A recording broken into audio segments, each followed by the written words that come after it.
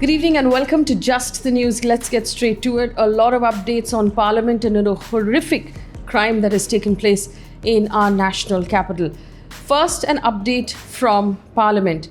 Lok Sabha today passed two bills without discussion. The Tribunals Reform Bill and the Essential Defence Services Bill 2021 in the middle of protests that the opposition was staging because they continue to demand a conversation and a proper structured debate on Pegasus. Both houses have been adjourned for the day. Now, the Tribunals Reform Bill, one which has been passed, basically seeks to abolish tribunals under various laws to simplify the justice delivery system. So it will include amending the Cinematograph Act, so that tribunal will be removed, the Copyright Act, the Customs Act, the Patent Act, the Airports Authority of India Act, the Trademark Act, and the Geographical Indications of Goods Registration and Protection Act. The government said it believes that many tribunals only add another layer of litigation. That has been passed by Lok Sabha. The Essential Defence Services Bill is aimed to prevent staff from government-owned factories from going on strike. The bill was passed by a voice vote without any discussion. The opposition called the bill draconian and said it will deprive employees of their democratic right to protest. The Defence Minister, Rajnath Singh, who was present in the House, said the government had taken all employee unions into confidence before passing that bill. The government has also told Rajya Sabha today that the monthly production of Covishield and Covaxin will be 120 and 58 million doses respectively by December this year. Union Health Minister Mansukh Mandavia was responding to a question on the current capacity on the manufacture of Covaxin and Covishield in the country and said the expected capacity going forward from August to December is going to go up. Now, just to remind you what we're talking about, do you remember on the 5th of January 2020 when a mob attacked the students and the teachers of JNU? You'll remember these photographs. The attackers were wearing, shields that covered their face. They were carrying hammers and sticks and rods. And they broke into the JNU hostels. They attacked students. They severely injured students and teachers and vandalized the campus. Now, in Parliament today, the Union Minister of State for Home, Nityananda Rai, told Lok Sabha that the Delhi police has arrested 0 people so far in that case. No arrests have been made in connection to the 2020 JNU violence. The Ministry of Home Affairs has said a special investigating team of the crime branch has been constituted to investigate these 3 cases that were registered at the Vasant Kunj police station. He has said in a written reply, and I quote, "The investigation conducted includes examination of witnesses, collection and analysis of footage, and examination of identified suspects. As reported by the Delhi police, no arrest has been made in these cases," end quote. Congress leader Rahul Gandhi led a meeting of opposition leaders this morning amid the disruptions in Parliament over the Pegasus row and the farmers' issues. The breakfast meeting was called today to decide whether to hold a mock Parliament outside of Parliament. Leaders of 17 opposition parties were invited to the breakfast meeting. Almost all attended except for Mayawati's Bahujan Samaj Party and Arvind Kejriwal's Aam Aadmi Party, and that raised a few eyebrows as to why they decided to skip that meet. Among the parties that did attend, there was the TMC, the Shiv Sena, the RJD, the DMK, and the Samajwadi Party. Parliament, has been witnessing a near deadlock over the last 2 weeks, disruptions being caused by opposition over the lack of discussion, according to them, on the Pegasus issue, and the government pushing through legislation with little or no discussion. In the meantime, the Prime Minister Narendra Modi also held a meeting of the Bharatiya Janata Party lawmakers and advised them to maintain restraint during the Parliament sessions, even as he slammed the opposition for disrupting both houses. Addressing the BJP parliamentary meeting, the Prime Minister said lawmakers should ensure the dignity of the House is maintained. Briefing the media on the Prime Minister's statement, Parliamentary Affairs Minister Prahlad Joshi said he expressed anger at the conduct of some opposition members and said it was an insult to democracy. There's been a horrific crime that's taken place in our capital city. I do want to issue a trigger warning to our viewers before we go into details. This could be very upsetting for those of you who are already experiencing anxiety. I recommend you do not watch any further. The Delhi police on Monday have said that a 9-year-old Dalit child, a girl, was allegedly gang raped, murdered, and then cremated without the permission of her family by her attackers in southwest Delhi on Sunday evening. According to the police, the child, the only child of her parents, had gone to collect water from the cooler of the crematorium.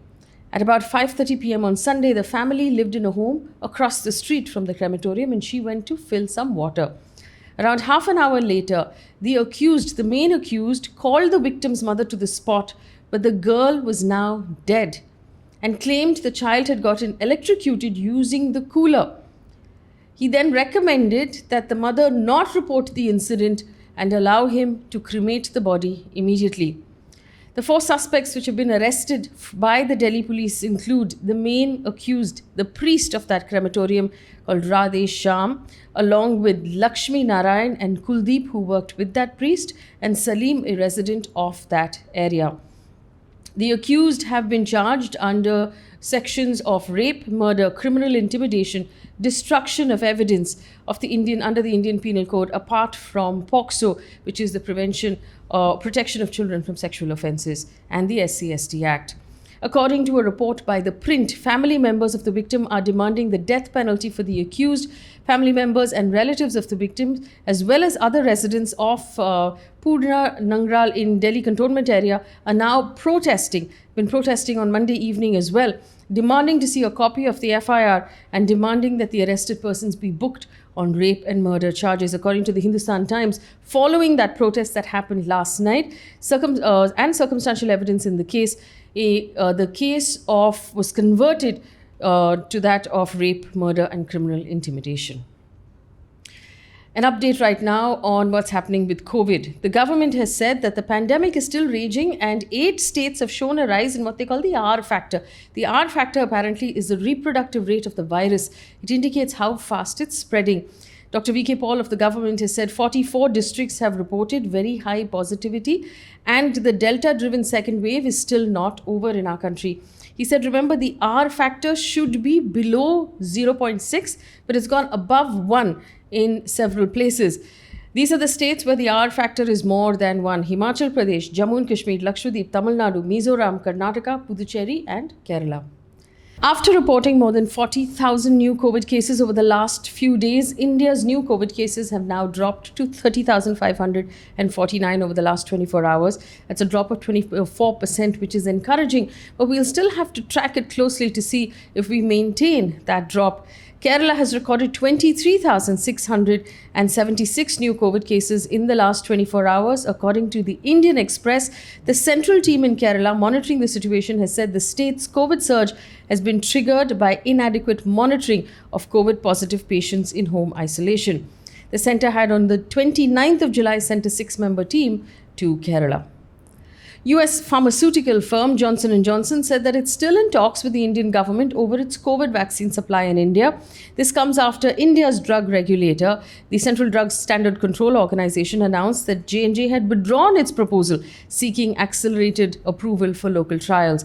According to Reuters, Johnson & Johnson have said in a statement, and I quote, "We are in ongoing discussions with the government of India and are exploring how best to accelerate our ability to deliver COVID-19 vaccines to India," end quote. And in other news, an earthquake of the magnitude of 6.1 struck about 190 miles or 310 kilometers south of Port Blair in the Andaman Nicobar Islands, but it was underground or below sea level at a depth of about 40 kilometers. That's the information we have so far. News now coming in from across the world.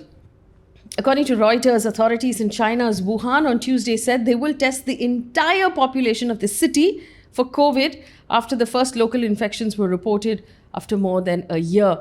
Wuhan has a population of 12 million people. Reported 7 locally transmitted cases of COVID among migrant workers on Monday. In the meantime, China is experiencing a surge in the Delta variant cases. Remember, Delta variant first originated in India. In Afghanistan, Afghan forces came face to face with the Taliban as the US conducted airstrikes on Monday. The United Nations has said, unfortunately, on Tuesday that at least 15 civilians were killed in those clashes. 120 others were gravely injured. Thousands of people have been displaced and the population is living in fear. The UN has urged the Taliban and the Afghan forces to do more to protect civilians. This comes after the Taliban claims to have captured more than 85% of the territory of Afghanistan. An update from the world of science and technology. An Instagram post from NASA shares an image of a 300-year-old remnant created by a supernova explosion of a huge star located 11,000 light years away from Earth. NASA referred to it as a kaleidoscope of color and explained how the different colors in the image provide details of Cassiopeia A captured by its 3 observatories. The supernova, or an explosion, is a star is the largest explosion that takes place in space. Quick update on sports and what's going on in the Olympics. 4-time Olympic gold medalist gymnast Simone Biles won the bronze medal at the women's balance beam event in Tokyo. She participated in the event after opting out of 4 events because she wanted to focus on her mental health. She walked on to the mat in loud applause from the entire stadium. China's contenders won the gold and silver in that event. India lost 2-5 to world number 2 Belgium in India's hockey in the men's hockey semi-final at the Tokyo Olympics. India's men's hockey team were featured in their first semi-final in 49 years. Australia and Germany are in the other semi-final, so India will face either Australia or Germany for the bronze on Thursday. India's 26-year-old shot putter Tajinderpal Singh Toor failed to reach for the medal round, finishing 13th in Group A in the qualification event at the Tokyo Olympics.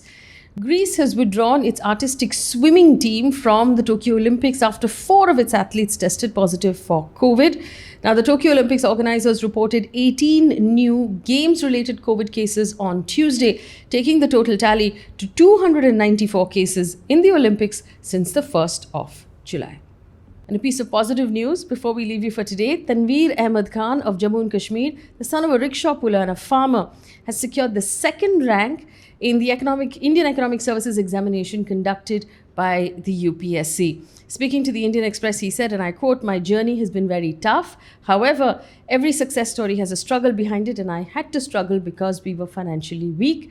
But my positive side is that it made me want to change our poor condition by studying and making it count." We wish him very, very good luck. Now, that brings us to the end of this news bulletin. Thank you so much for listening and for giving us all of your support. It makes a huge difference for us when we read all your comments. So leave us a word of encouragement so that it gives us the energy to keep going. Thank you for watching. Good night.